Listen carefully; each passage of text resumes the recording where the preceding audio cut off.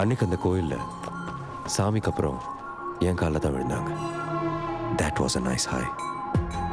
உங்ககிட்ட காசு இல்லாட்டி, சோறு இல்லாட்டி, போட்டுக்க துணிமணி இல்லாட்டி ஒரு பய கேட்க மாட்டான். ஆனால் குழந்தை மட்டும் இல்லைன்னா எப்போ விசேஷம், எப்போ விசேஷம், ஏன் இன்னும் குழந்தை இல்லை, கோயிலுக்கு போ, டாக்டர்கிட்ட போ, அந்த கீரையை தின்னு, இந்த பழத்தை தின்னுன்னு ப்ரெஷர் ப்ரெஷர் ப்ரெஷர்.